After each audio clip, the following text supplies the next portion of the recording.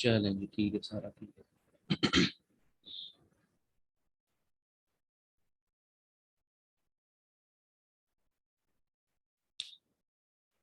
Last class के अंदर हम लोगों ने MIS तक किया था। आज आगे नेक्स्ट जो इंफॉर्मेशन सिस्टम्स हैं उनको हमने पढ़ना है। नेक्स्ट जो सिस्टम है तीसरा, वो आपके पास है डिसीजन सपोर्ट सिस्टम। अगर आप लोगों को पिछला याद हो तो हमने बात की थी कि मैनेजमेंट के डिफरेंट लेवल्स डिफरेंट टाइप के इंफॉर्मेशन सिस्टम यूज करते हैं for the purpose of decision making.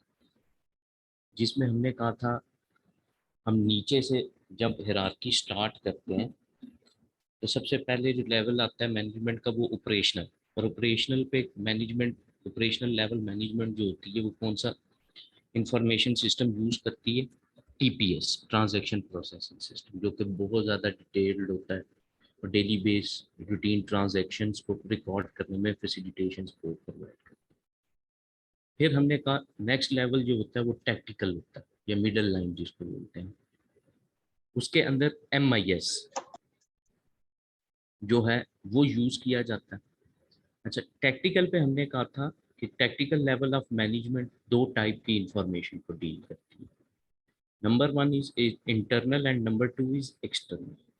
हमने कहा था कि अगर MIS जो है बस आप मैंने दिमाग यूज, अगर आप MIS यूज कर रहे हैं तो वो किस लिए होगा कि मिडल लाइन मैनेजमेंट जो है वो इंटरनल इंफॉर्मेशन को यूज कर रही है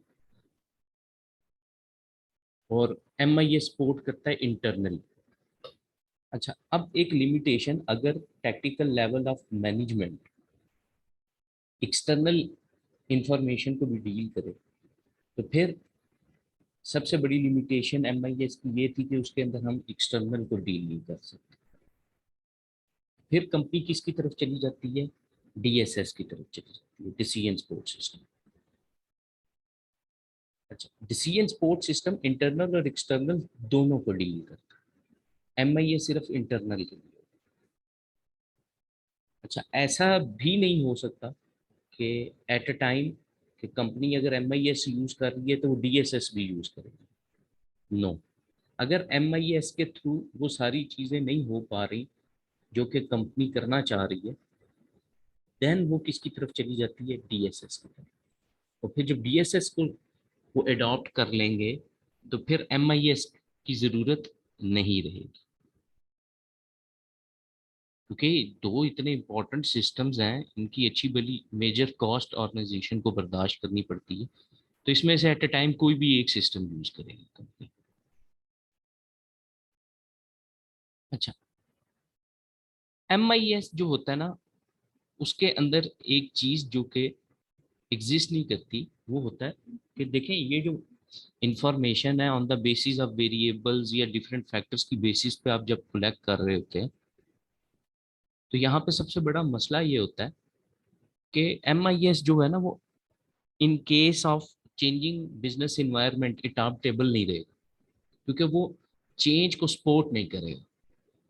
जबकि DSS जो कि यूज करेंगे आप डिसीजन मेकिंग के लिए, अगर आपकी इन्वायरमेंट बहुत ज़्यादा बिजनेस इन्वायरमेंट चेंज होती है तो ये इसके अंदर ये फ्लेक्सिबिलिटी एग्जिस्ट करती है, ये चेंज को अकोमोडेट करता है। फिर जाहिर बात है जितनी भी MIS की लिमिटेशंस हैं वो सारी की सारी फुलफिल हो जाती हैं DSS के अंदर। इसके अंदर कई ऐसे इंटीग्रल पार्ट्स हैं जो कि आपको MIS के अंदर नहीं मिलेंगे, मे बी।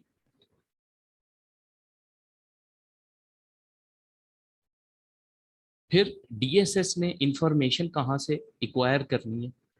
सबसे पहले हमने कहा था TPS के अंदर रिकॉर्डिंग होती है। जब TPS से इंफॉर्मेशन आप MIS में इनकॉर्पोरेट करते हैं तो इसका मतलब है TPS और MIS दोनों से फिर इंफॉर्मेशन किसके अंदर यूज की जाएगी? DSS के अंदर।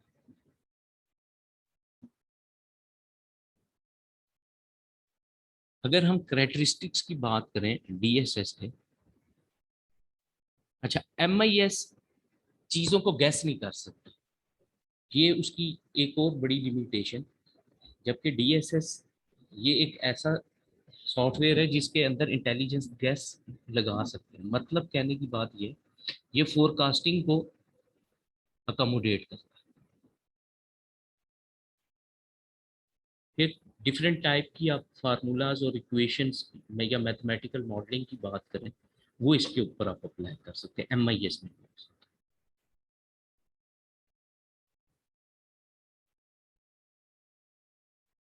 फिर रियल टाइम सिस्टम, अब हमने पीछे पढ़ा था रियल टाइम सिस्टम में क्या। रियल टाइम सिस्टम बेसिकली एक तो इंडिविजुअली ट्रांजैक्शंस को इंडिविजुअल बेसिस पे डील करता है। इसमें ऑनलाइन फैसिलिटी, ऑनलाइन सपोर्ट या इंफॉर्मेशन की हर टाइम एक्सेसिबिलिटी ऑनलाइन अवेलेबल होती है।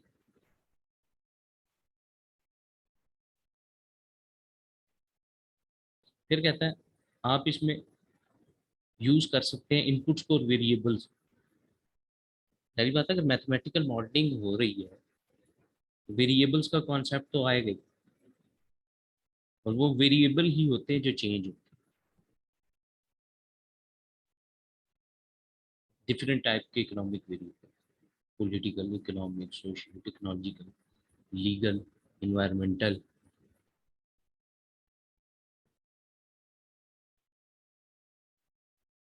कहता है यूजर इंटरफेस को यूज करके आप जिस तरह आप ये एक आपके पास ये जिसमें नोट्स बने हुए पीडीएफ में, ये इसका एक इंटरफेस ऑप्शन होती है, हाईलाइट की, डिलीट की, cut, copy, paste, edit, view, ये सारा। तो इसी तरह डीएसएस का भी एक अपना इंटरफेस होता है। फिर डीएसएस में सबसे बड़ी खूबसूरती ये होती है कि इसकी अपनी एक लैंग्वेज इंटरप्रेटर होता है।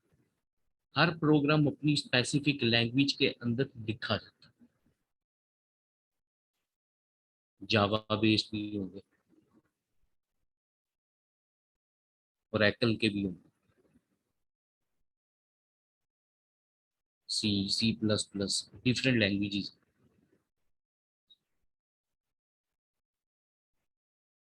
फिर कहता है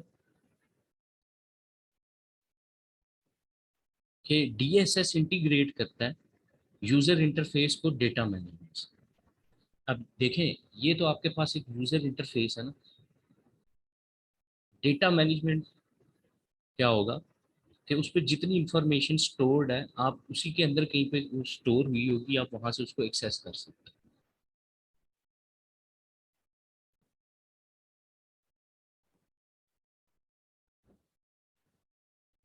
फिर एक और बड़ी चीज जो कि डीएसएस के अंदर होती है, इसमें स्प्रेडशीट पहले से इंक्लूडेड आपको मिलती है। मतलब अब एक बंदा काम कर रहा है, उसको स्प्रेडशीट यानी कि एक्सेल की जरूरत पड़ी, तो ये नहीं है कि वो उसको पहले मिनिमाइज करेगा, देन जाएगा एक्सेल ओपन करेगा, फिर उसके अंदर कोई काम करेगा, नहीं।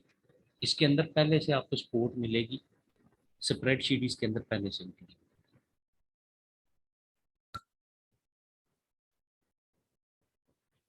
अगर हम एडवांटेजेस की बात करें डीएसएस के, एडाप्टेबल है, फ्लेक्सिबल होता है। फ्लेक्सिबिलिटी होने की ही वजह से ये जो वेरिएबल्स वगैरह में जो चेंज आएगी उसको अकोमोडेट करेगा। हाई लेवल ऑफ इंटरएक्टिविटी होती है यूजर और सिस्टम के दरमियान।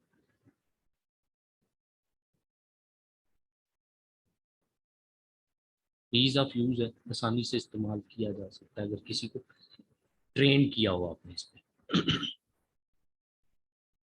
एफिशिएंसी और इफेक्टिवनेस होगी इसकी वजह से। डिसीजन मेकर का इस पर फुल कंट्रोल होगा, इसको बनाना आसान है।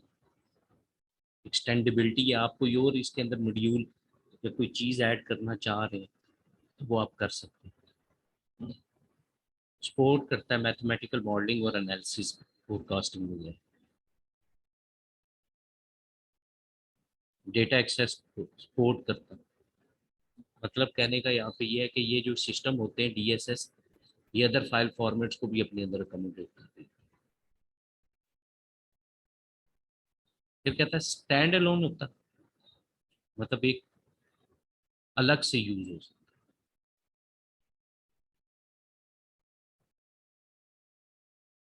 हर बंदा अलग से इसको यूज कर सकता है। इंटीग्रेटेड है, कई मॉड्यूल्स आपस में, मार्केटिंग, फाइनेंस, एचआर, ये सारे इसके अंदर मर्ज हैं। और web based, online support based. कई वेबसाइट ये जिस तरह यूनिवर्सिटीज वगैरह की होती है, आपका पिफा का सिस्टम है, वो क्या है, वेब बेस्ड है ना, कि आपके वो वेब, इनके वेबसाइट के ऊपर ही आपका स्टूडेंट पोर्टल होता है।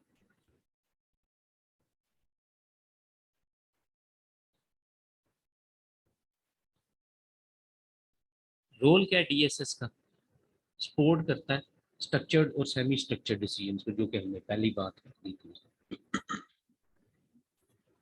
एनालिटिकल और मॉडलिंग कैपेसिटीज में एग्जिस्ट करती है। सीनियर लेवल यूज करता है। सीनियर लेवल मतलब ये स्ट्रेटेजिक लेवल की नहीं बात कर रहा, जो डिपार्टमेंटल हेड्स हैं, जो कि मिडिल लाइन कंट्रोल करते हैं, ये वो है। फिर फ्यूचर को प्रिडिक्ट कर सकते हैं, इफेक्टिवनेस ओरिएंटेड होता है, इफेक्टिवनेस दिमाग। अब इसमें एग्जांपल्स कह रहा है, कौन कौन सी है डीएसएस की। ग्रुप डिसीजन सपोर्ट सिस्टम, उसके बाद computer supported cooperative work, logistic system है, फाइनेंशियल प्लानिंग सिस्टम है, स्प्रेडशीट मॉडल्स है, डिफरेंट फॉर्म में सिस्टम।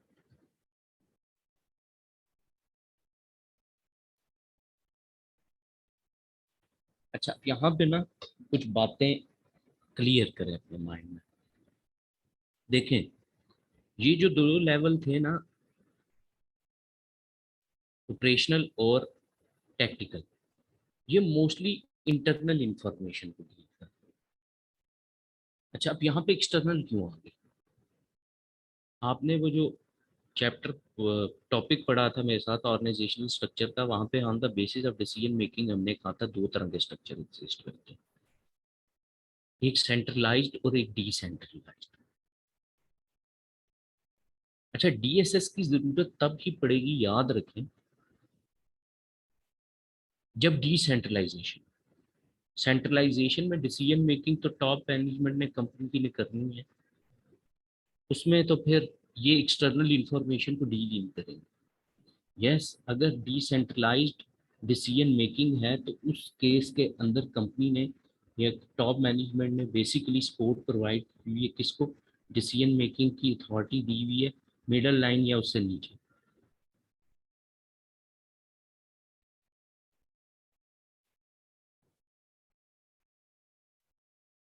तो उस केस के अंदर क्या होता है कि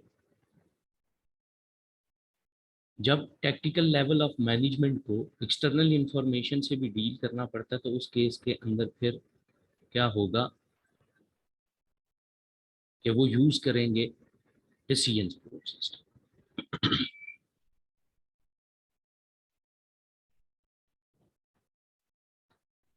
अब पहला सिस्टम हो गया टीपीएस, जो कि हमने कर लिया ऑपरेशनल मैनेजमेंट के लिए। दो सिस्टम हमने कर लिए, एमआईएस और DSS, technical level of management के लिए। तो अब नेक्स्ट लेवल ऑफ मैनेजमेंट होता है स्ट्रेटेजिक लेवल, या कंपनी का जो टॉप लेवल ऑफ मैनेजमेंट का होता है, वो लोग यूज करते हैं एग्जेक्टिव इंफॉर्मेशन सिस्टम। अच्छा, अब यहाँ पे जरा बात समझिए, हमारे पास दो तरह के लोग एग्जिस्ट करेंगे कंपनी की टॉप मैनेजमेंट के।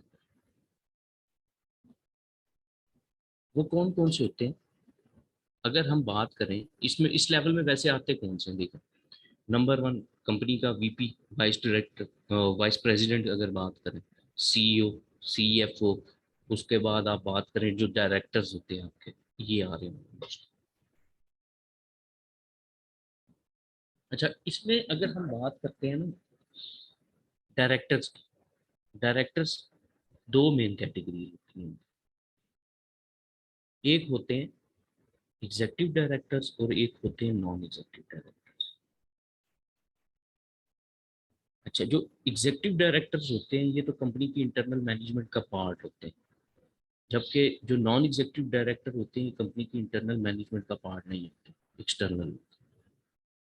अब इंटरनल कहने का मतलब ये है कि ये कौन से लोग होंगे इंटरनल वाले जो हैं, अगर आप बात करें, जो कि एग्जेक्टिव डायरेक्टर हैं जिनके पास कंपनीज के ज़्यादा शेयर्स होते हैं ना, ये लोग क्या करते हैं कि जब बोर्ड ऑफ डायरेक्टर्स आपने अपॉइंट करने हो तो मीटिंग होती है, उसके अंदर बेसिकली जिस बंदे के पास कंपनी का एक शेयर होता है ना, उसके एक शेयर के अगेंस्ट एक वोटिंग राइट।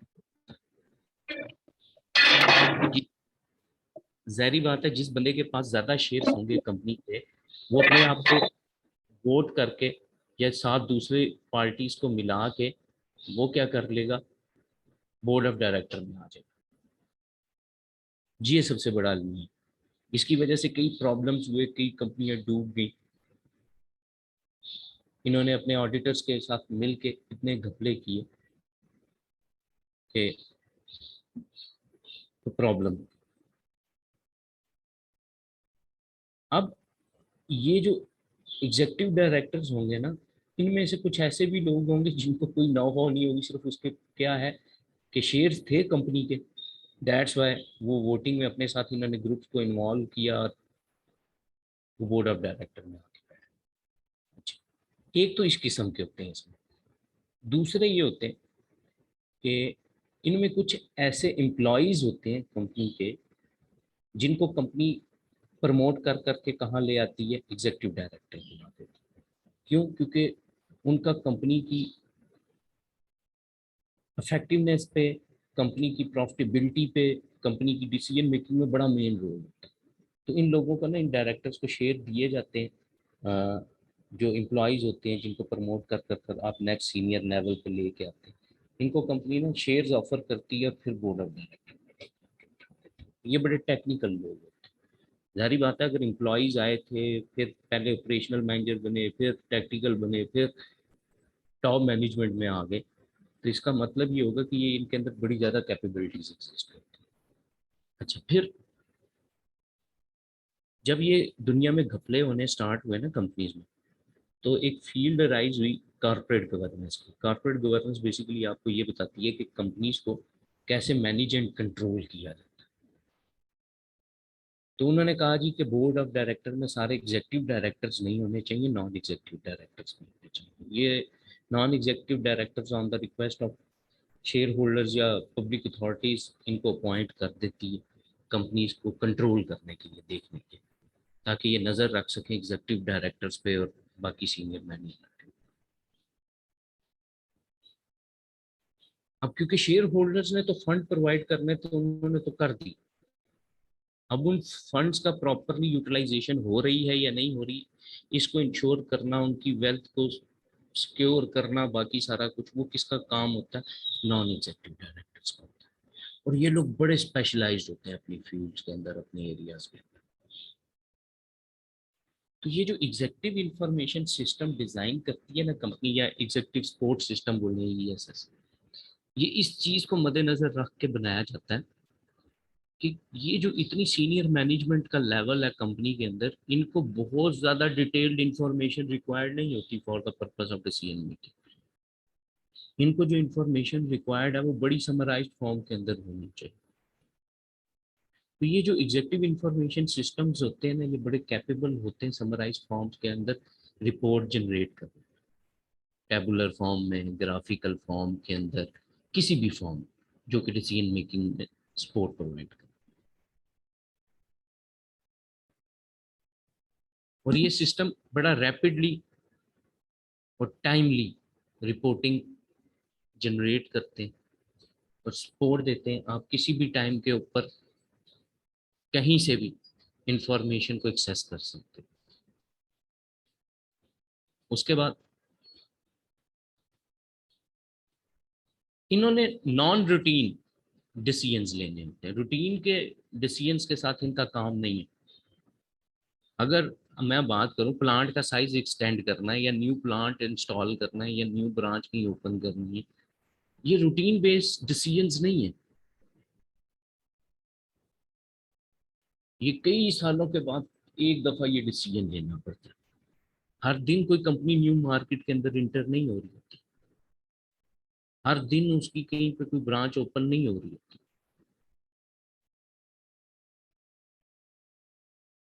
हर दिन कंपनी इन्वेस्टमेंट एक्टिविटी के अंदर इन्वॉल्व नहीं होती। ये कभी कभी होता है, तो ये रूटीन बेस्ड टास्क को डील नहीं करता।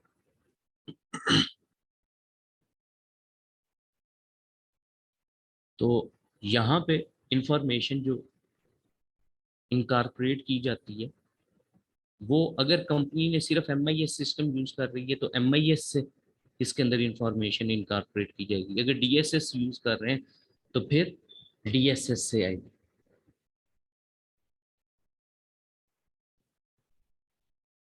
और ये लोग डील करते हैं एक्सटर्नल इंफॉर्मेशन के साथ, सारे फैक्टर्स जो कि कंपनी को एक्सटर्नली हिट करते हैं, political, economic, social, technological.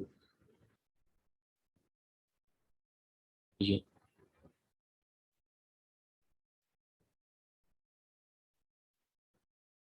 Role क्या है एग्जीक्यूटिव इंफॉर्मेशन सिस्टम का? Number one, easy to use हो, पहली बात। फ्यूचर को प्रिडिक्ट कर सकता हो, तो यानी कि फोरकास्टिंग या बजटिंग आप इसके ऊपर कर सकते हो। इफेक्टिवनेस ओरिएंटेड हो, हाईली फ्लेक्सिबल हो, क्योंकि एक्सटर्नल फैक्टर्स को डील करने लगे, और एक्सटर्नल फैक्टर्स कभी भी स्टेबल नहीं रहते। कंपनीज की पॉलिसीज इंटरनली या स्ट्रक्चर जो होता है वो स्टेबल रहता है, एक्सटर्नली नहीं इन्वायरमेंट कभी भी स्टेबल होती। पॉलिटिकल कंडीशंस चेंज हो जाती हैं, इकोनॉमिक कंडीशंस डेली बेसिस पे, आवरली बेसिस पे चेंज होते हैं, एक्सचेंज रेट हर मिनट के हिसाब से चेंज। दैट्स वाई ये क्या हो, फ्लेक्सिबल, ताकि उस चेंज को अपने अंदर अकोमोडेट कर सके, सपोर्ट करे अनस्ट्रक्चर्ड डिसीजंस को, यूज करे इंटरनल और एक्सटर्नल डेटा सोर्सेज को, और मोस्ट सीनियर लेवल के ऊपर ये सिस्टम यूज।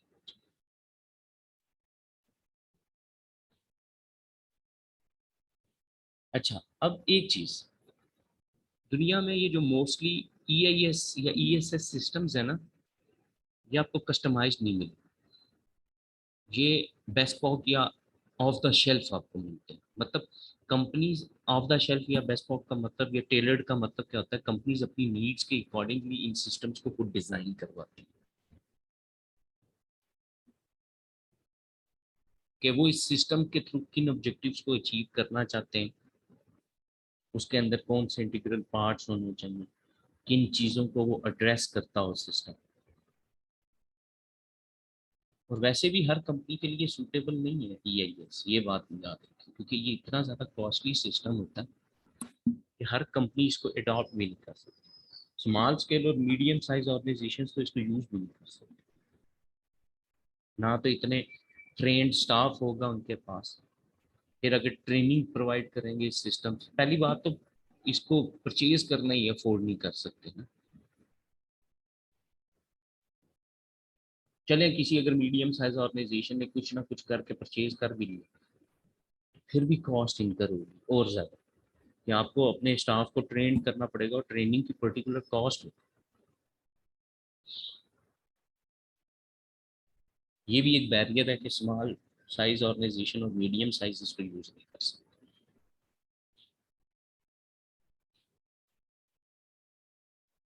एडवांटेजेस की बात करें, एग्जेक्टिव लेवल या टॉप लेवल के लिए बड़ा इजी टू यूज होता है, कर लो। जाहिर बात है, मैंने आपको बताया बहुत ज्यादा टेक्निकल लोग होते हैं अपने अपनी फील्ड। फाइनेंस वाला है तो वो फाइनेंस में गुरु होगा, HR वाला वो उसमें एक्सपर्ट होगा, मार्केटिंग वाला अपने उसमें होगा। फिर ये जो सिस्टम है एग्जेक्टिव कोच सिस्टम, ये बड़ा एक्सपर्ट लेवल का काम करता है एनालाइज करने में ट्रेंड्स।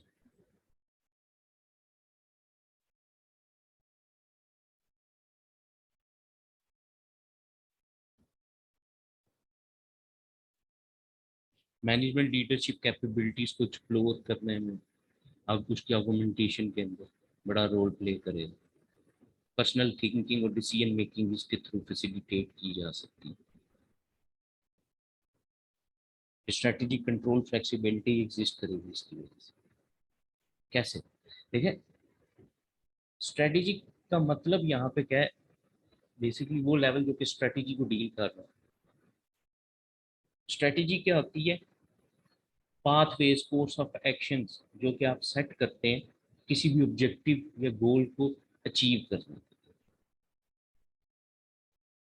फ्लेक्सिबिलिटी मतलब आपको अगर लग रहा होता है कि ये ऑब्जेक्टिव नहीं अचीव कर हो पा रहा, तो आपकी स्ट्रेटेजी के अंदर इतनी फ्लेक्सिबिलिटी होनी चाहिए कि एक सर्टेन टाइम पीरियड के ऊपर जब आप उसको रिव्यू करके चेंज करना चाहें तो ये उस चेंज को अकोमोडेट करे।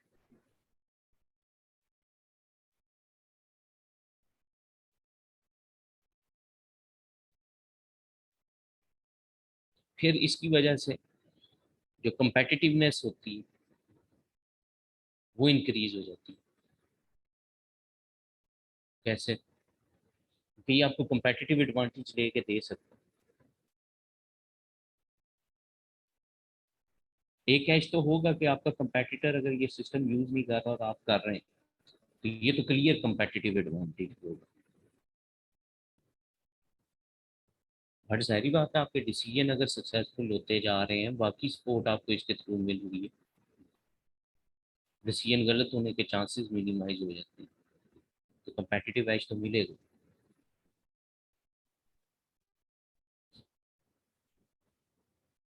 इंस्ट्रूमेंट फॉर चेंज भी चेंज को कमोडेट करेगा। इंक्रीज करता है एग्जेक्टिव टाइम होराइजन।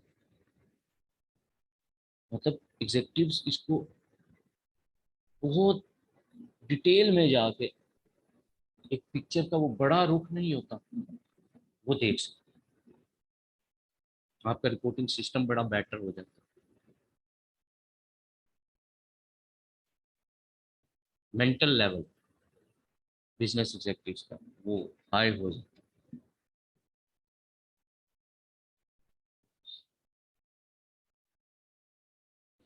इम्प्रूव करता है कॉन्सिक्वेंस बिल्डिंग और कम्युनिकेशन। कॉन्सिक्वेंस बिल्डिंग का मतलब क्या है? या आप देखें ना, हर चीज़ का कोई ना कोई पर्टिकुलर कॉन्सिक्वेंस होता है। आप कोई भी स्ट्रेटेजी सेट करें, कुछ भी करें, कोई ऑब्जेक्टिव सेट करें, उसके कोई पॉसिबल आउटकम तो आने हैं। तो जब मैनेजर्स डिसीजन मेकिंग करते हैं या ये, तो वो सारे के सारे कॉन्सिक्वेंसेस को कंसीडर करके करते हैं कि अगर हम ये डिसीजन लेंगे इसका आउटकम ये आएगा, अगर ये नहीं करेंगे तो यूँ नहीं होगा। ये सारी चीज़ें कंसीडर करते हैं।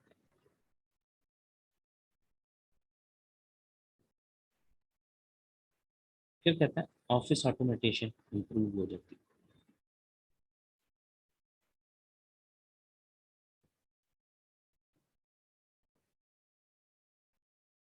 फिर आपने इंफॉर्मेशन कहाँ से एक्वायर करनी है, क्या ये, वो आपका टाइम सेव करता है। तो सारे लेवल से होते हुए आके इंफॉर्मेशन इनकॉर्पोरेट हुई आपकी ईएसएस में। फिर आप बड़ा अर्ली, अब साल एंड का आप इंतजार नहीं करते कि एक साल के बाद कंपनी की क्या परफॉर्मेंस हो। ये आपको टाइम टू टाइम, जिस टाइम पे आप चाहें, कंपनी की परफॉर्मेंस को एनालाइज कर सकते हैं, क्योंकि प्रिडिक्शन सपोर्ट प्रोवाइड करता है, आपको फोरकास्टिंग प्रोवाइड करता है।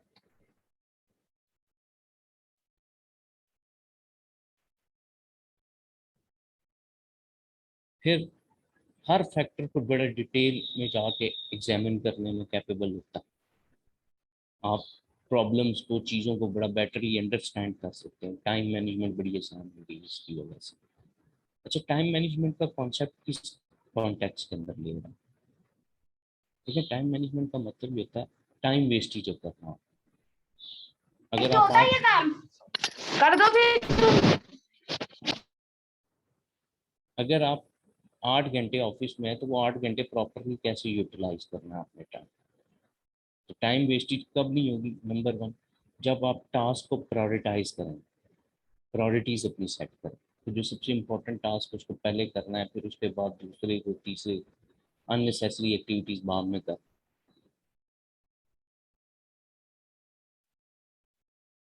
कम्युनिकेशन और क्वालिटी इंप्रूव होती है इसकी वजह से। डिसएडवांटेजेस की बात करें, फंक्शन लिमिटेड है, इस पे बड़े कम फंक्शंस परफॉर्म किए जा सकते हैं। फिर इसके बेनिफिट्स को क्वांटिफाई करना बड़ा डिफिकल्ट है।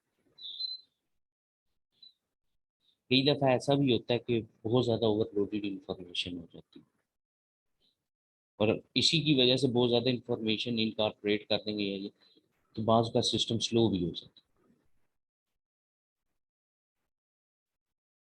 फिर करंट डेटा को इसके अंदर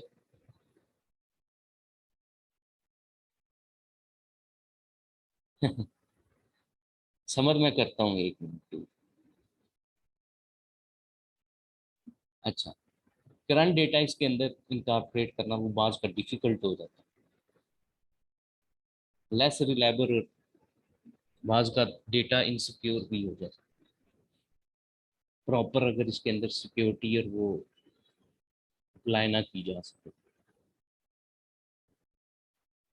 तो स्मॉल कंपनी के लिए बड़ी एक्सेसिव कॉस्ट है। अच्छा, एक समद ने पूछा है, कहता सर इतने सारे पॉइंट्स याद रखने के लिए ना कोई स्मार्ट टूल सजेस्ट कर। देखो समझ, एक चीज होती है, ये ये ना लर्निंग के डिफरेंट फेजेस होते हैं।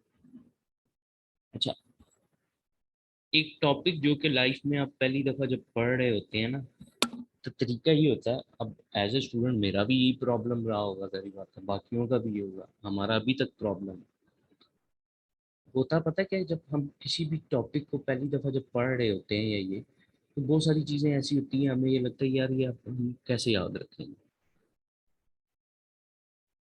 एक चीज हम उसको कहते होते हैं, आप अपनी लिसनिंग बड़ी स्ट्रांग रखें।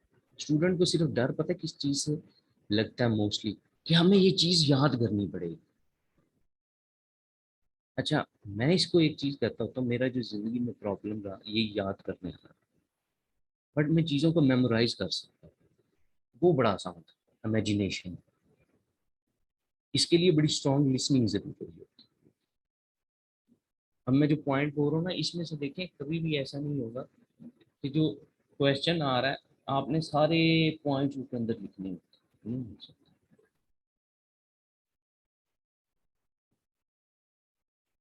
बहुत, और इसको तो याद रखना इतना आसान है ना, देखिए कुछ चीजें।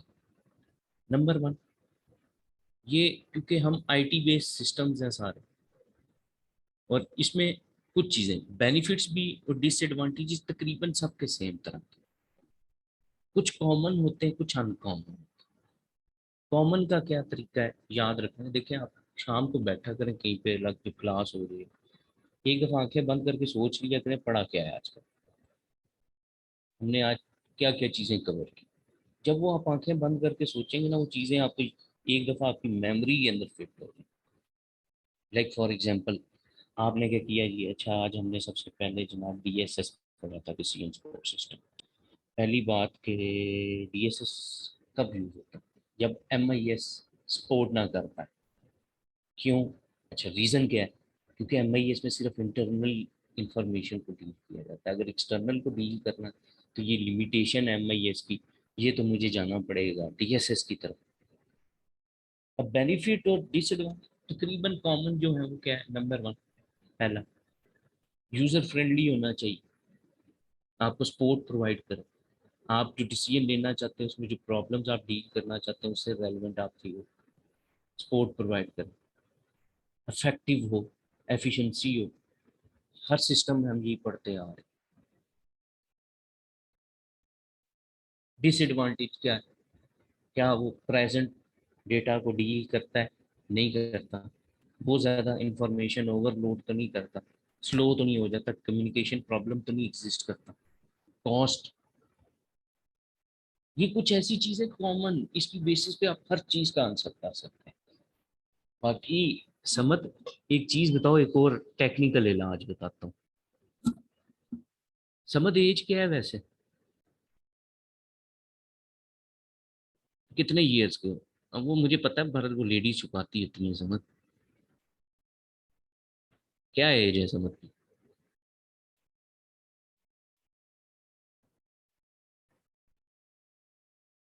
हाँ समझ, ये इस एज का मोस्टली प्रॉब्लम है।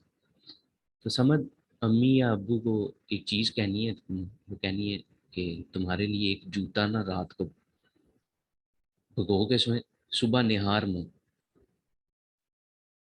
दो दोपहर के खाने में एक, रात को सोते हुए दो।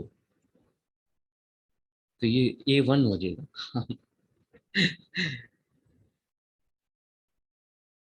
सबका इलाज यही होता है चित्रों, होता है ये बात। हम जब पढ़ने के दिन होते हैं ना तो मोस्टली ये प्रॉब्लम्स आते रहते हैं, तो दूर हो जाते हैं समझ।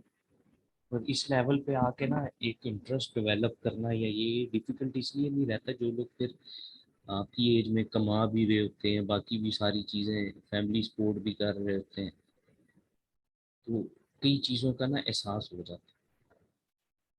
और हमें पाकिस्तान में तो कई लोगों को बहुत ज़्यादा एफर्ट करनी पड़ती है कई चीज़ें अचीव करने के लिए। तो वक्त मेरा एक ये मानना ये है कि जब सर पे पड़ती है ना तो कुछ ना कुछ हो जाता है, तो करना है समझ नहीं। बस एक तरीका ये है कि शाम को रात को किसी टाइम पे भी बैठ के ना, हम ये करते नहीं है प्रैक्टिस, अगर ये कर लें तो बड़ा स्मार्ट वर्क भी हो जाए और हमें चीज़ें भी याद करने पे याद है। तो आज जो हमने पढ़ा है तो स्टूडेंट की आदत ही होती है वो कभी भी वो चीज़ उस टाइम पे ले, वरना उसको स्टूडेंट क्यों कर। शाम को कहीं पे रात को कहीं पे बैठ के ना सोच लिया करो 20-25 में, आज हमने पढ़ा क्या क्या था, आंखें बंद करके, कोई नोट सामने रखने की जरूरत नहीं है।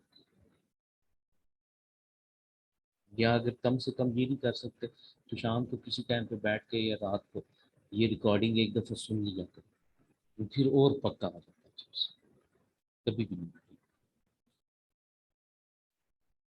ठीक है ना समझ। हाँ good।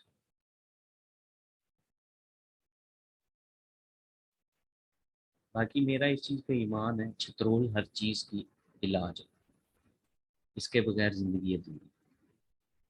चलो अगले सिस्टम पे चलते हैं। अच्छा, एक बंदा था जिसने ना ये ऑर्गेनाइजेशनल स्ट्रक्चर के ऊपर बहुत ज्यादा काम किया, हेनरी मिन्सबर्ग उसका नाम था।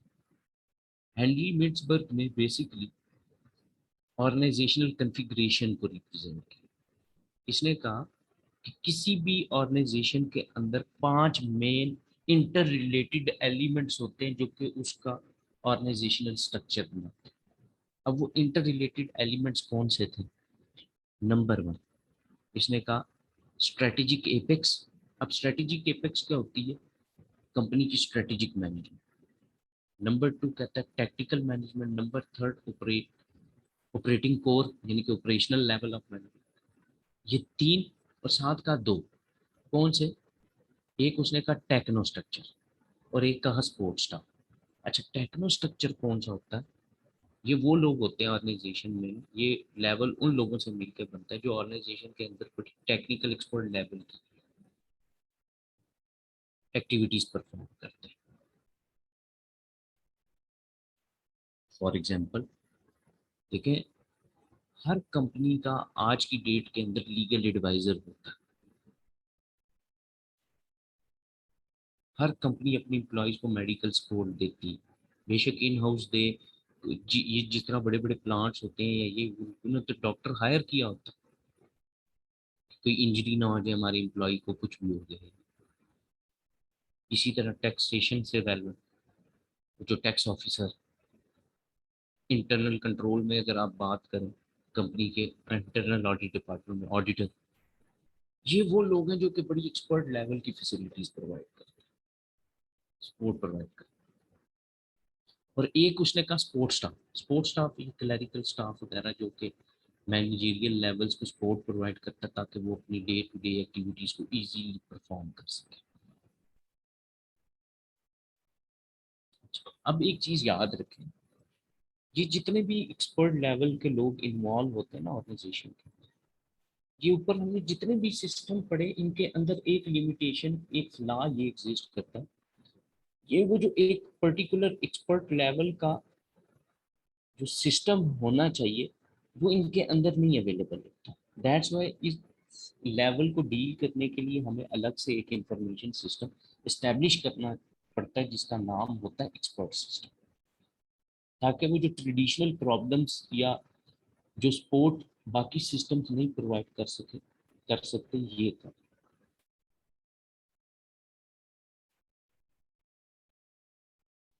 ये भी उसी तरह का एक डेटाबेस सिस्टम है जो कि इसके यूजर को एक एक्सपर्ट नॉलेज डिसीजन मेकिंग में सपोर्ट इंफॉर्मेशन तक एक्सेस प्रोवाइड करे। बट इसमें कुछ टेक्निकलिटी एग्जिस्ट करती है जो कि बाकी सारे सिस्टम्स के अंदर एग्जिस्ट नहीं। अच्छा, ये क्या करती है वो देखिए। बाकी जो सिस्टम्स होते हैं ना, फॉर एग्जांपल हम इंफॉर्मेशन सिस्टम में टीपीएस की बात कर रहे हैं, उसमें फाइनेंस अकाउंटिंग वाले अलग, मार्केटिंग वाले अलग, सेल्स वाले अलग, हर डिपार्टमेंट अपनी नीड बता देती है, लोग उसके अकॉर्डिंगली आईटी वाले या वो सिस्टम डिजाइन करते हैं। अच्छा, ये जो सिस्टम है ना एक्सपर्ट सिस्टम, ये उस फील्ड का एक्सपर्ट जब तक आईटी वाले के साथ या सिस्टम डिजाइनर के साथ नहीं बैठेगा ये सिस्टम डिजाइन करेगा। क्योंकि हर ये जो एक्सपर्ट बंदा है अपनी फील्ड का, उसकी एक स्पेसिफिक रिक्वायरमेंट। अब मैं इसकी एग्जांपल देता हूँ, देखिए जिस तरह लॉ, तो लॉ में जो लॉयर बैठा होगा वो डिजाइन कर पाएगा अपने अकॉर्डिंगली सिस्टम, उसके अंदर सारी चीजें इंटीग्रेट करना, उसकी लॉ की डिक्शनरी। तो इसकी लैंग्वेज तो बड़ी टेक्निकल होगी, लॉ में आप कॉमन वर्ड्स तो यूज नहीं कर सकते। इसी तरह मेडिकल वाली मेडिकल डिक्शनरी अलग है, उनके वर्ड्स अलग हैं, बात करने की तरीका वो अलग है। तो ये अपने हिसाब से वो सॉफ्टवेयर लिखता है।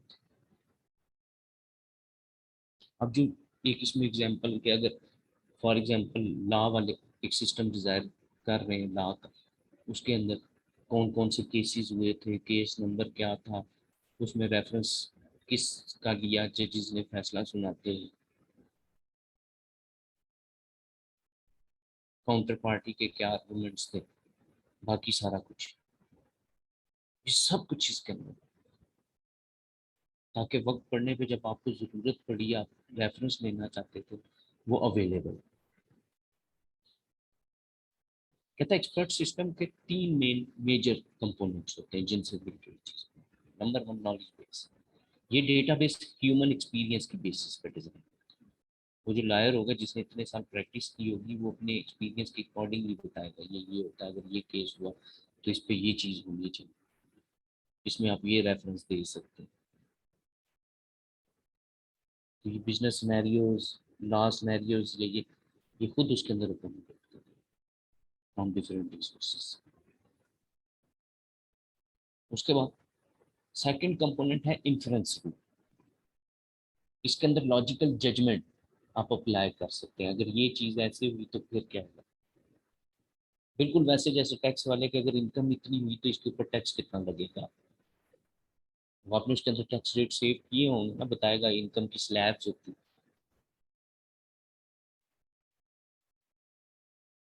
यूजर इंटरफेस, एंड यूजर यानी कि उसका क्या चीज़ कि प्रॉब्लम को डिस्क्राइब करना, उसको रिजॉल्व करना।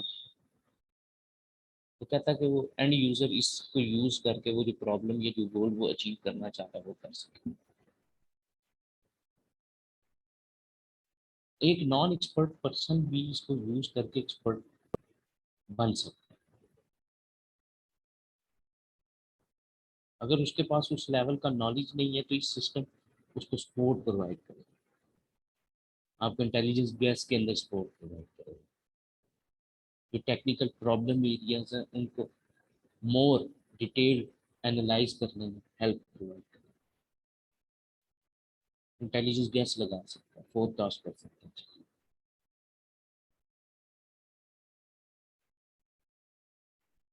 कहता है अगर आप ऑर्गेनाइजेशन में एक्सपर्ट सिस्टम यूज करना चाहते हैं तो इसके कुछ एसेंशियल्स हैं जो कि रिक्वायर्ड होते हैं।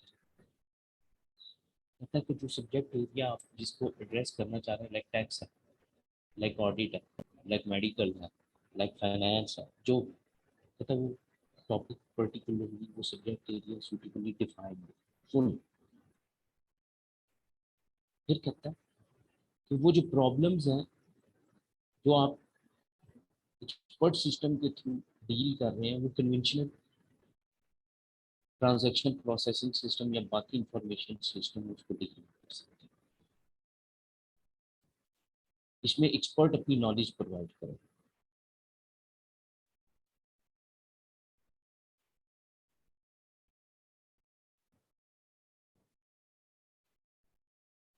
यूजर को पता होगा कि इसको कौन यूज करेगा और कैसे यूज करेगा।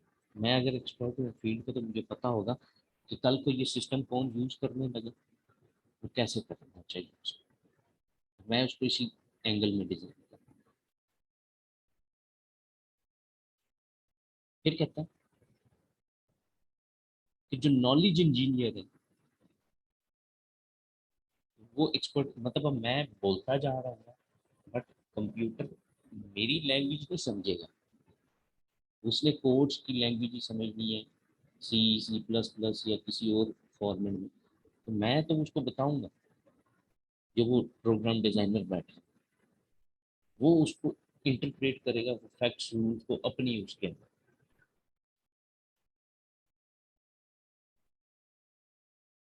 फिर कहता है short but useful glossary at the end इसके होनी चाहिए इस सिस्टम के अंदर। उस पर्टिकुलर सिस्टम की टेक्निकल टर्म्स उसके अंदर include। सारी बात है, मेडिकल की तो अलग होंगी, लॉ की अलग होंगी, फाइनेंस की अलग होगी, पता है इसके अंदर होनी चाहिए बस।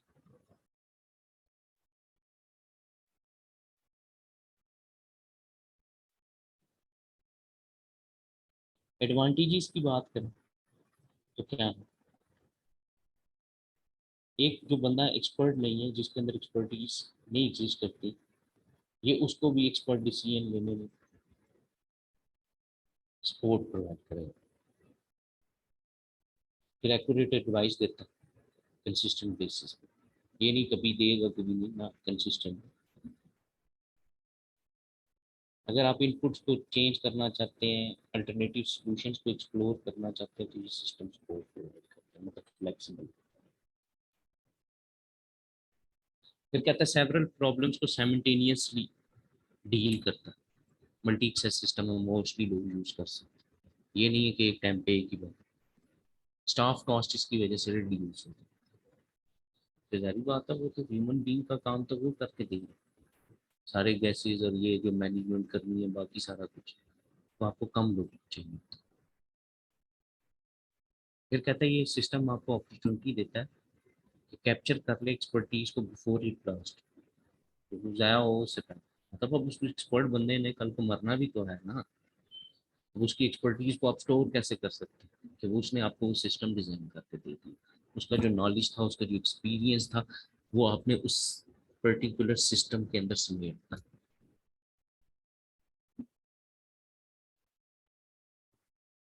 फिर कहते हैं इसकी वजह से human education, human resource education वो बेटर हो गया। मतलब वो जो ट्रेडिशनल प्रॉब्लम थे अब उसको छोड़ के अब advance level issues human deal करें, बाकी सॉफ्टवेयर कर रहा है। फिर हर टाइम के ऊपर एक्सपर्ट एडवाइस इजीली अवेलेबल है ऑन जस्ट वन क्लिक।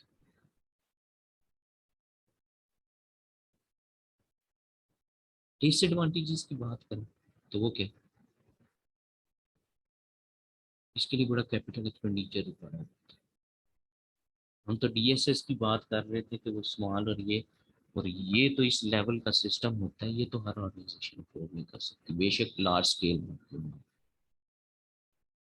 इसके लिए बड़ा ह्यूज बजट रिक्वायर्ड है। फिर टेक्निकल सपोर्ट रिक्वायर्ड हो, गहरी बात है, इसको यूज करना है ये सिस्टम क्रैश ना करे, इसको वक्त के साथ साथ अपडेट करना है, तो एक आईटी पर्सनल आपको रिक्वायर्ड है इसके।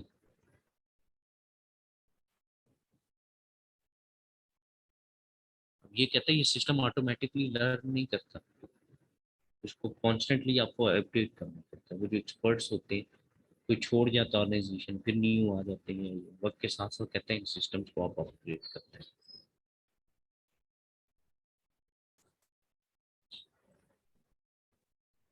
नॉन एक्सपर्ट बंदा भी, वो जो होता है ना एक, कि एक बंदा है उसको कैसे पता चलेगा ये चीज इनएक्यूरेट है या ये, वो तो रिकग्नाइज नहीं कर सकता। तो ये मतलब इसमें है कि इतनी इंफॉर्मेशन ज्यादा होगी या ये होगा, तो बेसिकली वो आप किस बेसिस के ऊपर इस सिस्टम के अंदर आपको कौन सी इंफॉर्मेशन रिक्वायर्ड है या किस इंफॉर्मेशन की वो सपोर्ट प्रोवाइड करता है, ये तो आपको नहीं पता।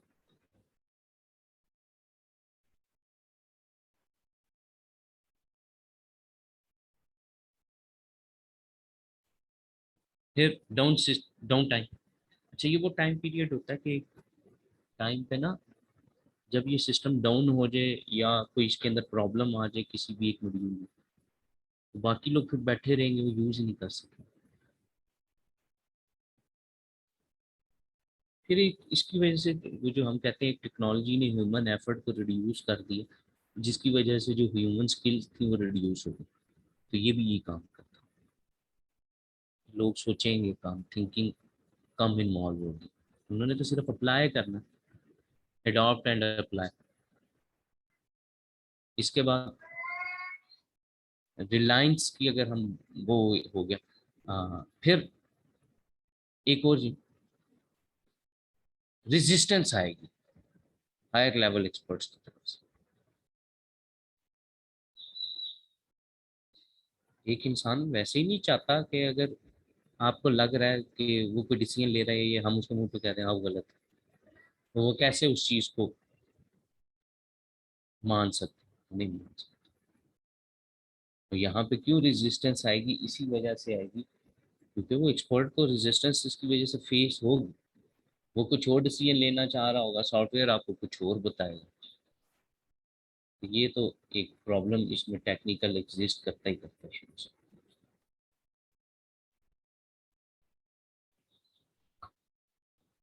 जी जनाब, यहाँ तक पहले पूछें, किसी का कोई क्वेश्चन, कोई चीज़ अगर क्लियर नहीं है तो पूछ लें आप लोग।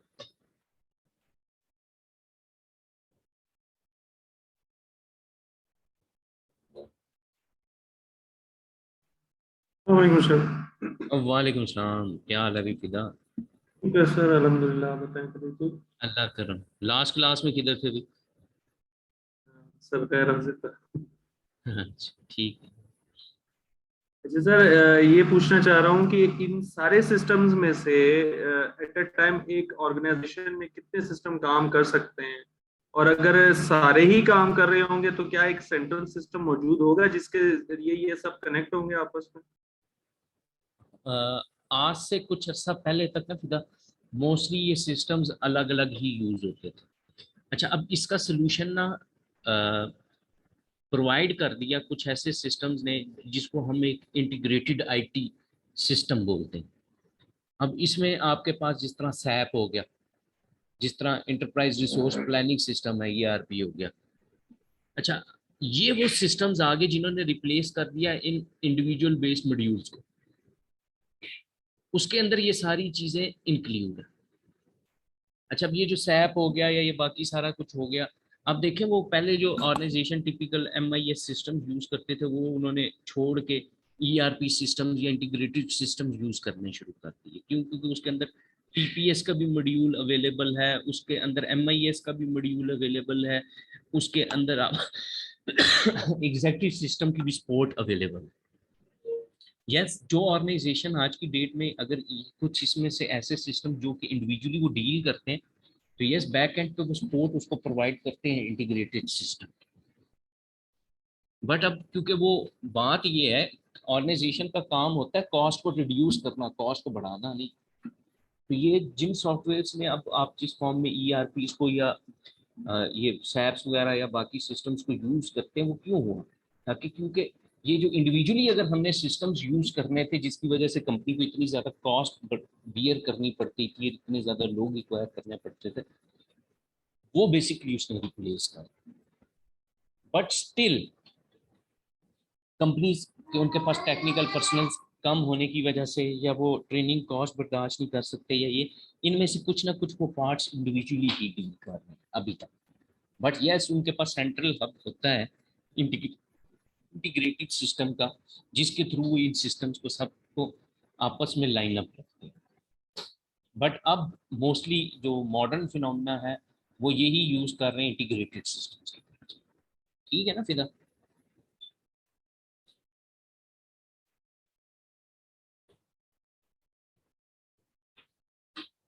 जी किसी और का question?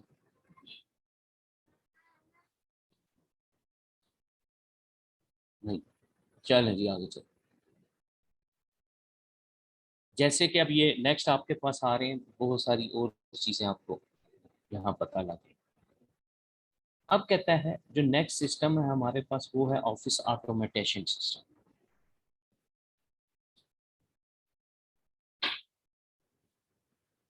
Office automation system basically कहता ये भी एक इंटीग्रेटेड सिस्टम। इसमें हम बेसिकली किन चीज़ों की इंटीग्रेशन लाइक कंप्यूटर हो गया, टेलीकम्युनिकेशन सिस्टम या ऑफिस इक्विपमेंट, जितनी भी टेक्नोलॉजीज आप यूज करते हैं एट अ टाइम, सबको इंटीग्रेट कर रहे हैं। जितने के जितने बिजनेस फंक्शंस हैं उनको आपस में इंटीग्रेट करते हैं, मार्केटिंग, फाइनेंस, एचआर, प्रोडक्शन, बाकी सब कुछ। क्यों? ताकि ऑर्गेनाइजेशनल प्रोडक्टिविटी, इफेक्टिवनेस और वर्किंग कंडीशंस वगैरह ये इन्हेंस हो सके।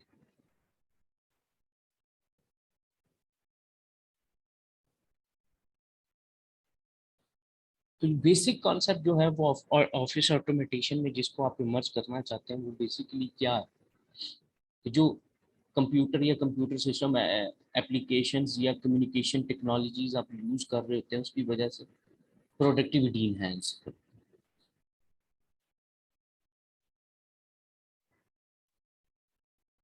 किन चीज़ों में सपोर्ट प्रोवाइड करता है?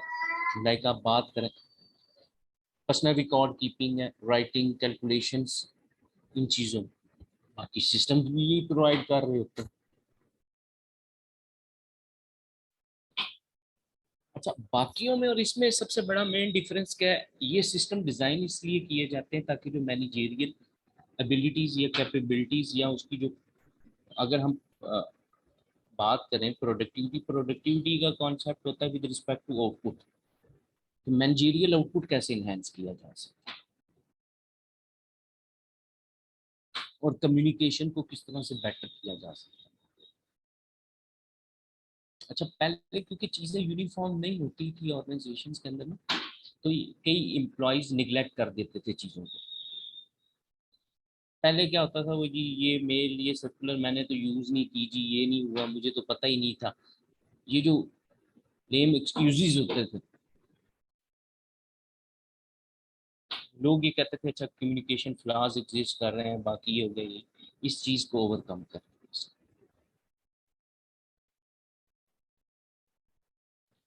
अब कहता है कि कौन से ऐसे मेजर टूल्स हैं जो कि इन सिस्टम इसका पार्ट हैं या ये होते हैं? Spreadsheet, text and image processing system, presentation package. अब प्रेजेंटेशन वो पीपीटी जिसको आप बोलते हैं, पर्सनल डेटाबेस सिस्टम और नोट टेकिंग सिस्टम।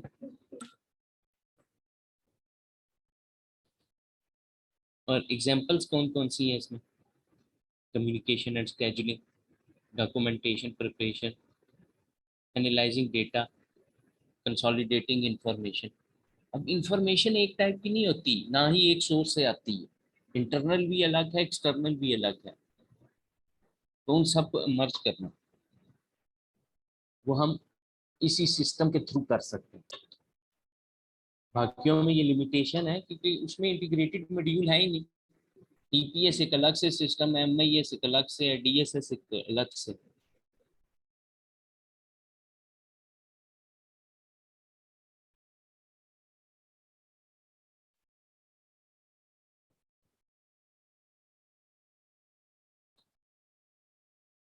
उसके बाद सबसे ज्यादा मॉडर्न और recent phenomena in business world वो क्या है आपके पास?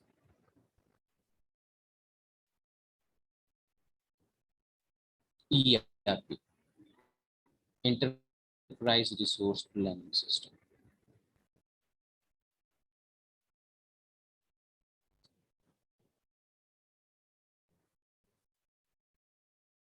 कहता है ये जो ईआरपी सिस्टम है किसी भी ऑर्गेनाइजेशन को अलाउ करता है कि आप इंटीग्रेटेड एप्लीकेशंस को किस तरह से यूज मैनेज कर सकते हैं, या आप ऑटोमेट किस तरह से कर सकते हैं अपने back office functions relevant to business technologies, service और ह्यूमन रिसोर्सेज की बेसिस के ऊपर।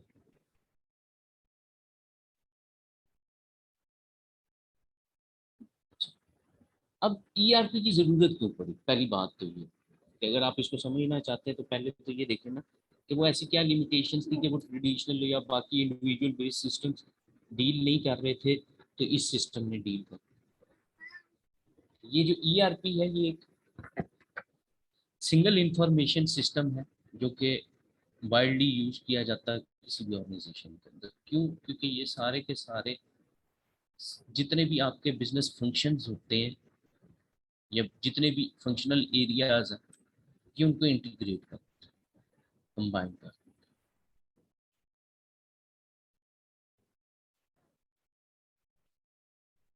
फिर आज से पहले प्रीवियसली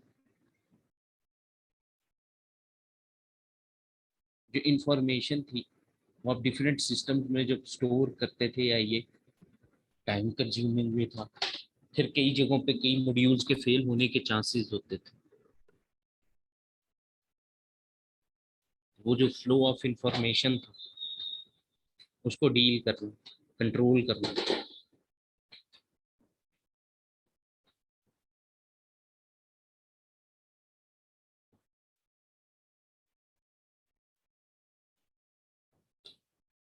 फिर बिजनेस प्रोसेसिंग बहुत आसान होगी क्योंकि यूज होता है फाइनेंस, प्रोडक्शन, लॉजिस्टिक्स, इनको इंटीग्रेट कर दिया।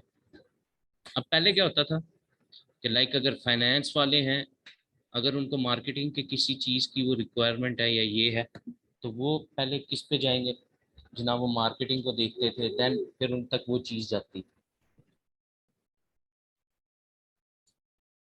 वही मार्केटिंग वालों को अगर फाइनेंस से किसी चीज़ की रिक्वायरमेंट होती थी, उनको उसकी सिस्टम की एक्सेस की ज़रूरत होती थी। और अब क्या, सेंट्रलाइज्ड एक्सेस। मार्केटिंग वाले जब चाहें वो इसी सिस्टम पे काम करें, फाइनेंस वाले चाहें तो एक कॉमन सेंट्रलाइज्ड लोकेशन होगी, सारी की सारी हब हो गई कि जहाँ पे आप इंडिविजुअल बेस्ड कॉन्सेप्ट जो था वो खत्म होती।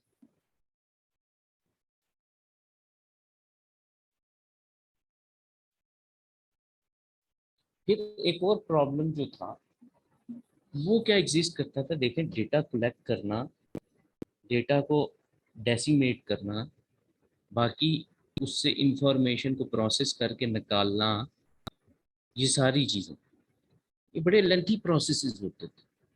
और आप बार बार हर सिस्टम के अंदर इंफॉर्मेशन को इनकारपोरेट करते हुए, और बाकी एक और जो बड़ा मेजर थ्रेट होता था ना वो ये होता था कि अब हर सिस्टम में आप इंफॉर्मेशन एक से दूसरे में, दूसरे से तीसरे में कोई इसके अंदर मिस्टेक हो गई या कुछ भी ऐसा वैसा हो गया ना चीज, तो वो पूरे सिस्टम को फेल करते।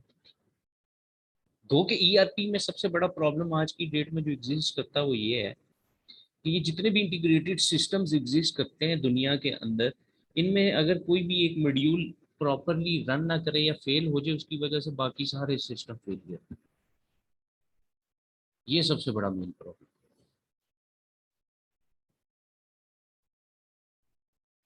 अगर उसमें से कोई लाइक फाइनेंस का मॉड्यूल प्रॉपरली काम नहीं कर रहा, या ये, अब मसला ये है कि वो सिस्टम बाकी सबको स्टक कर दे। ना मार्केटिंग वाले काम कर पाएंगे, ना एचआर वाले, ना फाइनेंस वाले, किसी को भी प्रॉब्लम।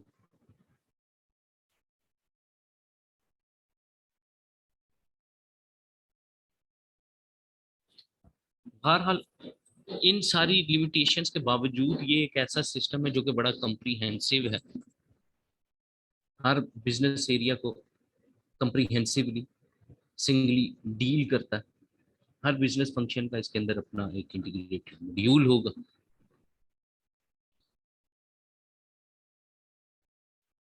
फिर मैनेजर इमर्ज कर सकते हैं, प्रिसाइज कर सकते हैं इंफॉर्मेशन को, डेली ऑपरेशंस को, इंफॉर्मेशन फ्लो को कंट्रोल किया जा सकता है इसकी वजह से। ईजी हो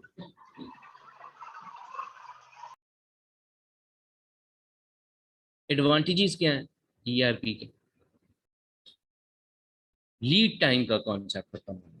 पहले होता था ना कि आप ये लीड टाइम सोचते थे, अच्छा यार अगर ये डिले हो गया, ये इंफॉर्मेशन यहाँ से यहाँ तक कैप्चर करने में इतना टाइम या ये हो गया, वो कॉन्सेप्ट खत्म। साइकिल टाइम, सारी बात है, आप देखिए ना, पहले टीपीएस में रिकॉर्डिंग होनी थी, टीपीएस के वो फाइल्स में, मास्टर फाइल में अपडेट होना था, वहां से फिर उस इंफॉर्मेशन ने एमआईएस में आना था, एक पर्टिकुलर टाइम पीरियड रिक्वायर्ड था, फिर उसके बाद वहां से नेक्स्ट इंफॉर्मेशन डीएसएस के अंदर जाना था। तो अब तो ये प्रॉब्लम नहीं रही कि आपको वो टाइम पीरियड और ये सारी चीजें रिक्वायर्ड नहीं रही।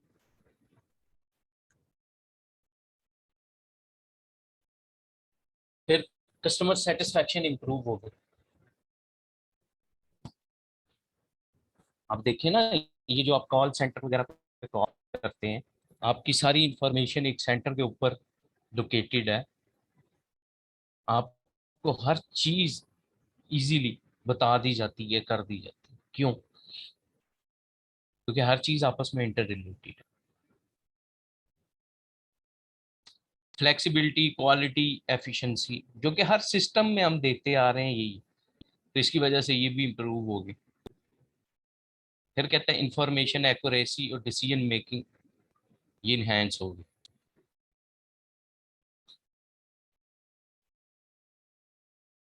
वन टाइम शिपमेंट का कॉन्सेप्ट इसकी वजह से आया है, एक ही दफा सारी चीज।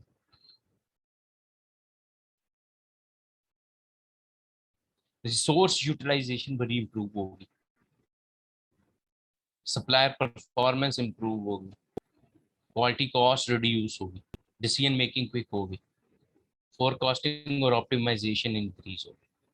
अच्छा, फोरकास्टिंग का तो चले आप लोगों को पता, ये जो ऑप्टिमाइजेशन है ये क्या? ऑप्टिमाइजेशन ये मैथमेटिकल टर्मिनोलॉजी है बेसिकली, जिसमें हमने किसी चीज को इंक्रीज करके किसी चीज को डिक्रीज करना होता है, या किसी चीज को डिक्रीज करके दूसरी चीज को इंक्रीज करना होता है। वो जो आप इकोनॉमिक्स में डेरिवेटिव्स वगैरह कॉन्सेप्ट पढ़ते हैं, maxima minima point of inflection, वो क्या है? ये ऑप्टिमाइजेशन, कॉस्ट को रिड्यूस करके प्रॉफिट को मैक्सिमाइज करना। ये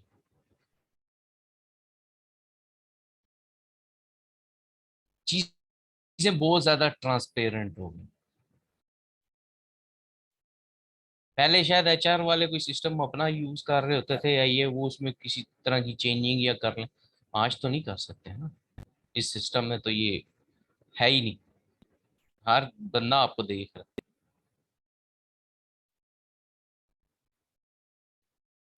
फिर डिसएडवांटेजेस की जब हम बात करते हैं, तो पॉसिबल डिसएडवांटेजेस कौन से? एक्सपेंसिव है, और इसके इम्प्लीमेंटेशन में बड़ा टाइम रिक्वायर्ड होता है, फिर एम्प्लॉयज को ट्रेन करना पड़ता है, और बाकी सिस्टम के साथ इसको इंटीग्रेट करना वो बड़ा डिफिकल्ट है, इम्प्लीमेंटेशन फेलियर आ जाता है।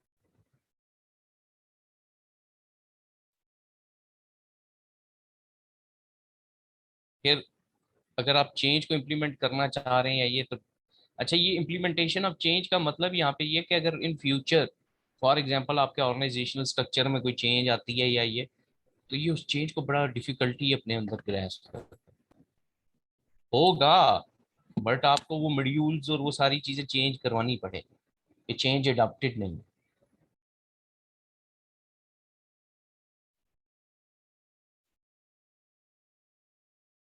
फिर कहते हैं रिस्क है, वन वेंडर को यूज करना, एक बंदे के पास सारी ये सारे ताले की चाबी है। ये प्रॉब्लम तो आएगा, फिर वो अपने हिसाब से कंट्रोल करेगा चीजों को। तो वो जिसको आप बोलते थे ना डेटा सिक्योरिटी थ्रेट, वो इसकी वजह से इंक्रीज है। अब हो सकता है एमआईएस आप यूज कर रहे थे, टीपीएस या ईएस, वो किसी और कंपनी से आपने डिजाइन करवाया हुआ, हर का अलग अलग।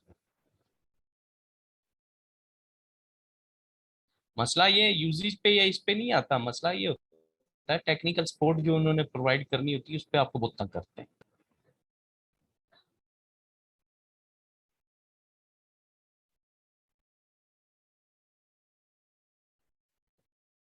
उसके बाद जी आपके पास जो लास्ट सिस्टम है वो कौन सा है?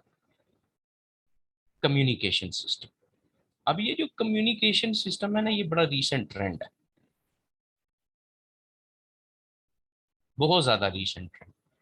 जरूरत क्यों पड़ी, या ऑर्गेनाइजेशंस इनको अलग से क्यों यूज कर रही होती है, ये बेसिकली इसकी नीड इस वजह से पड़ी कि सिर्फ इंफॉर्मेशन को कैप्चर कर लेना ही नहीं है, ये टू वे प्रोसेस है कि इंफॉर्मेशन को कैप्चर करके आगे उसको डेसिमेट करना, यानी कि इंफॉर्मेशन का exchange between different two points, ये असल की चीज है। इंफॉर्मेशन गैदर कर ली, बट अगर जो उसका यूजर था आप उस तक उसको पहुंचा नहीं सके तो वो फायदा क्या? तो यहाँ पे मैसेज के ट्रांसमिट होने से लेके मैसेज रिसीवर जो है उसको रिसीव करने तक, उसको इंटरप्रेट करने तक, ये क्या होगा अगर इसमें किसी किस्म का कोई बैरियर आ जाए, प्रॉब्लम आ जाए, जो सेंडर ने मैसेज डिलीवर किया रिसीवर के लिए वो उसको प्रॉपरली अंडरस्टैंड ना कर पाए, या ये तो प्रॉब्लम है। तो बेसिकली ये communication system as a channel या मीडियम का तौर यूज करते हैं सेंडर और रिसीवर के। दो तरह के जनाब आपके पास कम्युनिकेशन सिस्टम्स एग्जिस्ट करते हैं, एक होता है एनालॉग और एक होता है डिजिटल। अच्छा, ये जो एनालॉग टेक्नोलॉजी है ना, ये क्या करती है, ये डेटा को कम्युनिकेट करेगी with respect to electronic signals, different frequency amplitude पे। इसमें कहता है ये जो ब्रॉडकास्टिंग होती है आपकी, या टेलीफोनिक ट्रांसमिशंस जो है, ये इसकी एग्जांपल है एनालॉग टेक्नोलॉजी। अब क्या है इसमें, टेलीफोनिक ट्रांसमिशन हो रही, अब मैं यहाँ से कॉल करूँ, नंबर डायल किया, रिंग होती जा रही है, आगे से कोई बंदा रिसीव नहीं करेगा तो वो क्या फंक्शन हुआ? नहीं हुआ।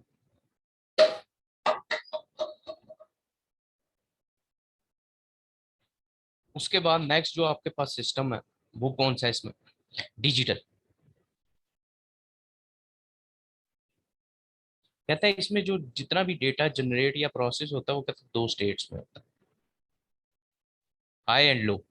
हाई वन से रिप्रेजेंट और लो जीरो से। और कंप्यूटर वैसे भी तो लैंग्वेज जीरो और वन भी समझता, ऑन ऑफ।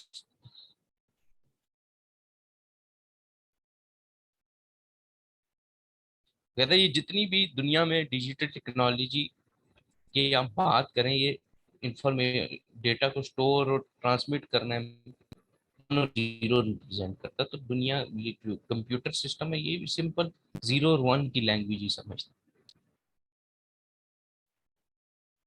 इसमें एग्जांपल कह रहा है internet, public switch, telephone networks, intranet, extranet, television systems, ये सारे कहता है इसकी एग्जांपल।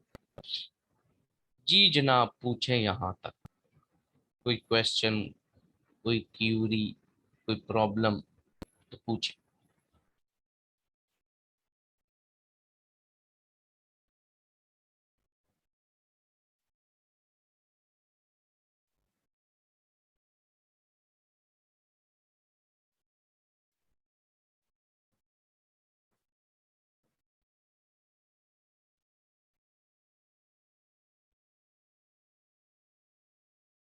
अच्छा, आज जो मैं आपको नोट दूंगा ना, अ, कल आप लोगों ने वो एक दफ़ा अच्छी तरह से ज़रा किसी टाइम पे अगर आपको टाइम मिले दिन में, ये तो आपने उसको ज़रा एक अच्छी दफ़ा ना अच्छी तरह से रीड कर लीजिएगा ज़रा, कुछ स्टार्टिंग के 4-5 पेजेस रीड कर लीजिएगा।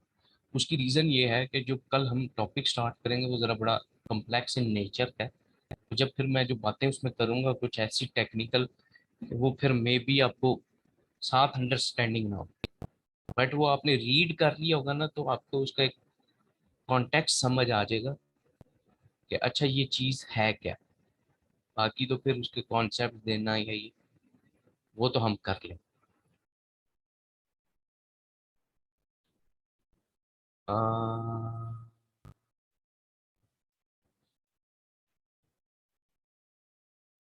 रीत हमारे मोस्टली तो कवर हो रहे हैं, कर ले असल में ना। वो जो आप बात करें, अब ये वाला जो पोर्शन है इसमें से भी पास पेपर में कोई एक क्वेश्चन भी नहीं आया। वो टोटली उसने ना 2 या 3 एरियाज आज तक सिर्फ पेपर में कवर किए। उसमें से भी उसने जो 60 to 70% कवर किया है वो आईटी में से किया है। अब वो बनती है आपकी एक ग्रिड नंबर 1 बनती है और एक ग्रिड नंबर 3, उसमें से मोस्टली कवर किया था। तो वो आपने इसमें 3 कर ली, 2 कर ली और ग्रिड 1 हमने करनी है, वो है। तो सारी बात, अब इतना सिलेबस है, मोटर तो नहीं लगी ना मेरे में, वो तो इतने हिसाब से ही कवर होगा।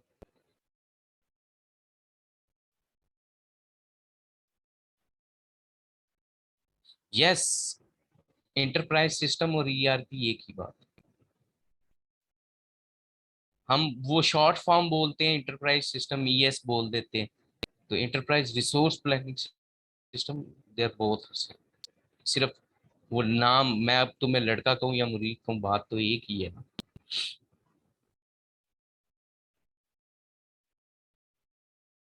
इसका भी मेरे हाल से पास पेपर में क्वेश्चन है, इस सिस्टम्स में से भी एक। हाँ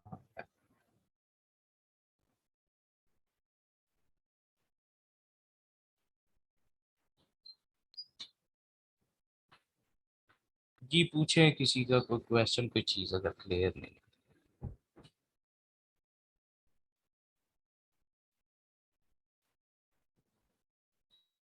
अच्छा, लास्ट क्लास में ना मैंने कहा कि अब ना याद करना स्टार्ट करते हैं। ये मुझे किसी का मैसेज आया, सर कौन से वाला याद करना स्टार्ट करें।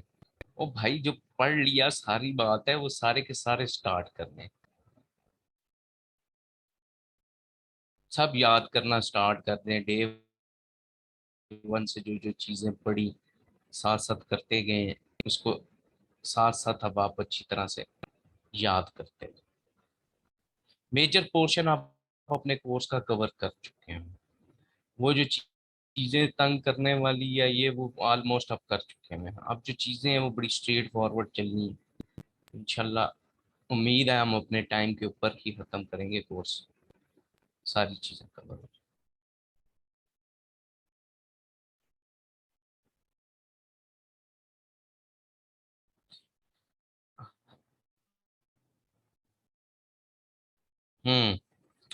अच्छा, इसमें ना एक चीज ये है मेरी कि यस, कई प्रोफेशनल बॉडीज के अंदर डिफरेंट ये जो है ना राइटिंग स्टाइल्स होते हैं। आई कैप के अंदर तो वो 100% इस चीज को सपोर्ट करते हैं, और वो एग्जामिनर कहते ही है कि अगर डिफरेंशिएट का क्वेश्चन है तो आप लाइन लगा के अपोजिटली एक दूसरे के ना पैरेलल वो लिखें। इनमें अभी तक पेपर में कोई ऐसा वो एज सच आया नहीं कि जिसमें हम करें। बहरहाल मेरी सजेशन यही है, being a evaluator and being a particular setter, कि मैं आपको यही चीज सजेस्ट करूंगा कि जब डिफरेंशिएट का क्वेश्चन आए तो हमेशा उसको आप प्रोफेशनल बॉडी के अंदर लाइन लगा के पैरेलल अपोजिटली वो लिखें, वो बेस्ट।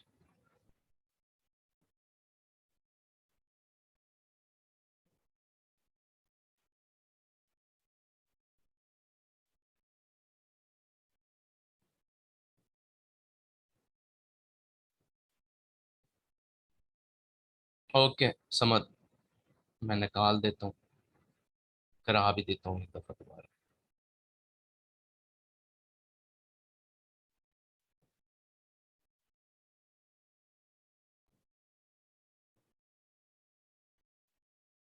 हाँ, लेजर टेक्नोलॉजी का, बेसिकली ये डिस्ट्रीब्यूटेड लेजर टेक्नोलॉजी, मैंने आपको कहा ये इंट्रोड्यूस दुनिया में किसने कराई, बिटकॉइन है। ये जो क्रिप्टो करेंसी का कॉन्सेप्ट आया, बाकी सारा कुछ हुआ, तो ये ब्लॉकचेन टेक्नोलॉजी है बेसिकली, डिस्ट्रीब्यूटेड लेजर टेक्नोलॉजी के बैक एंड के ऊपर। कि ये बेसिकली क्या है कि एक ऐसा टेक्नोलॉजिकल इंफ्रास्ट्रक्चर या डेटा स्ट्रक्चर प्रोटोकॉल की आप बात करें, ये ऐसा है कि आप साइमल्टेनियसली एक्सेस कर सकते हैं, वैलिडेट कर सकते हैं इंफॉर्मेशन को, रिकॉर्ड्स को। आप साथ ही साथ अपने रिकॉर्ड्स को एट अ टाइम अपडेट कर सकते हैं। ये अब देखिए ना, ये जो सारा दिन ट्रांजैक्शंस होती हैं बैंकिंग, सारा दिन ये जितने करेंसी एक्सचेंज रेट चेंज होते हैं स्टॉक एक्सचेंज में, ये जो यूनिट की शेयर की प्राइस चल रही होती है, ये क्या होता है इस केस में? वो चेंज होती है साथ ही अपडेट होती है, चेंज होती है साथ ही अपडेट होती है। आप इंफॉर्मेशन को उसके अकॉर्डिंगली अकोमोडेट करते हैं, चेंज को फैसिलिटेट करते हैं। तो कहता है ये बेसिकली डीएलटी टेक्नोलॉजी में ये डिस्ट्रीब्यूटेड लेजर्स क्या बात कर रहा है। अब लेजर देखें, एक अकाउंट नहीं, आप वो जर्नल में तो सारे अकाउंट्स की ट्रांजैक्शन आप पोस्ट कर रहे होते हैं, लेजर किस लिए किया जाता है? एक इंडिविजुअल ट्रांजैक्शन को इंडिविजुअली आप वो उसके अकाउंट के अंदर, अगर वो अकाउंट रिसीवेबल है उसका अलग है, अकाउंट पेएबल है उसका अलग है। तो वो कहता है ये जो कन्वेंशनल सेंट्रलाइजेशन थी इसको खत्म करके डिसेंट्रलाइज कर।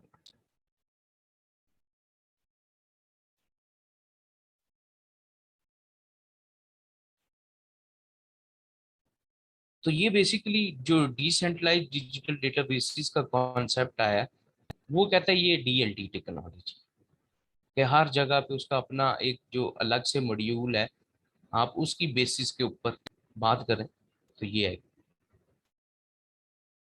और बेसिकली ये जो डीएलटी अलाउ करेगा स्टोरेज वगैरह या ये क्रिप्टोग्राफी की फॉर्म में।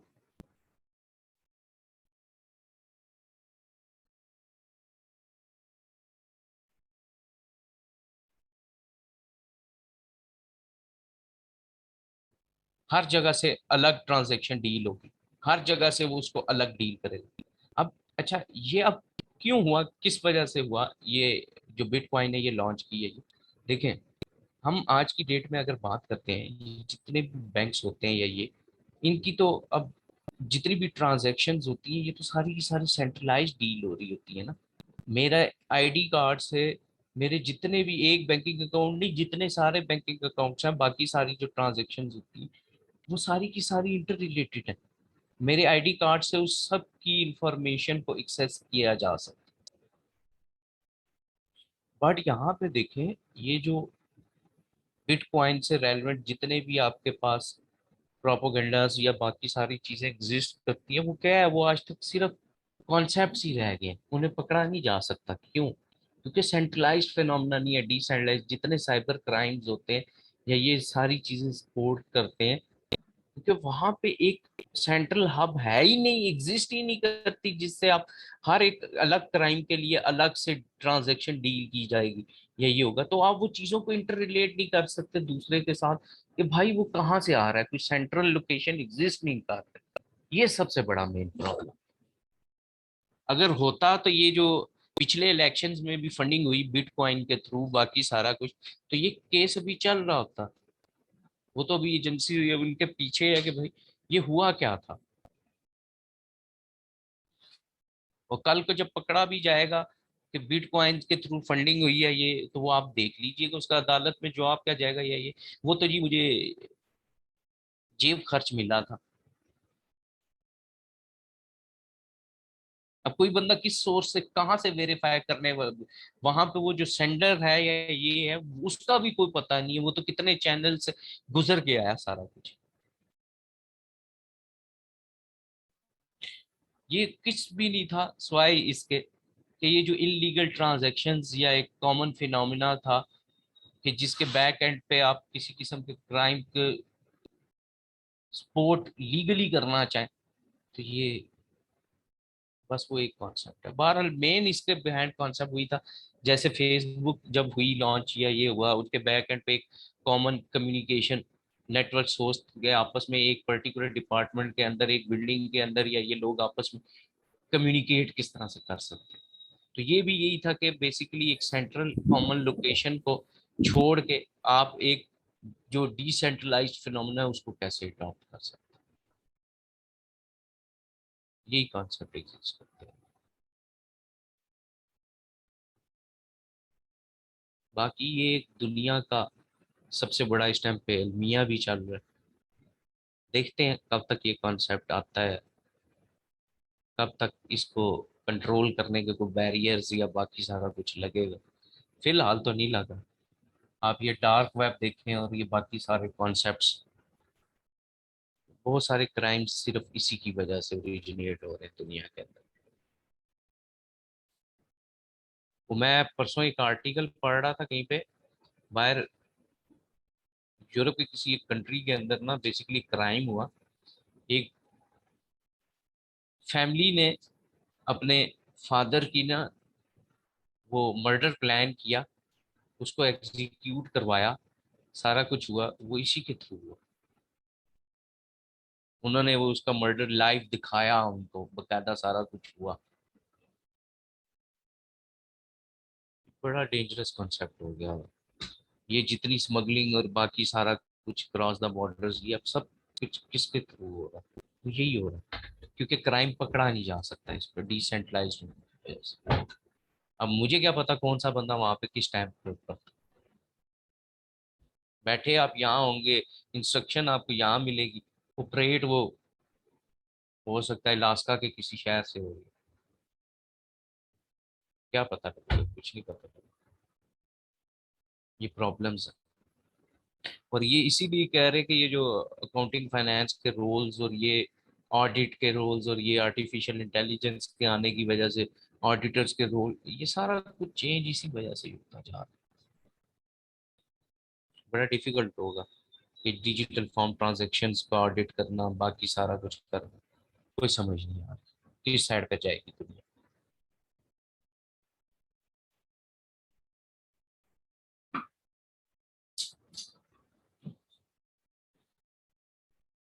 जी कोई और क्वेश्चन हो तो बताएं, नहीं तो आज के लिए इतना ही था। टॉपिक एंड हो गया। कल इंशाल्लाह हम नई ग्रिड स्टार्ट करेंगे, उसको एंड करेंगे इंशाल्लाह।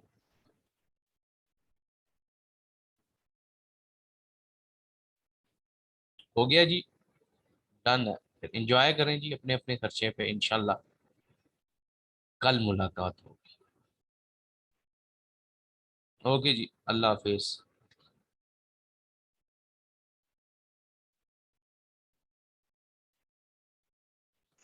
अल्लाह हाफिज सर।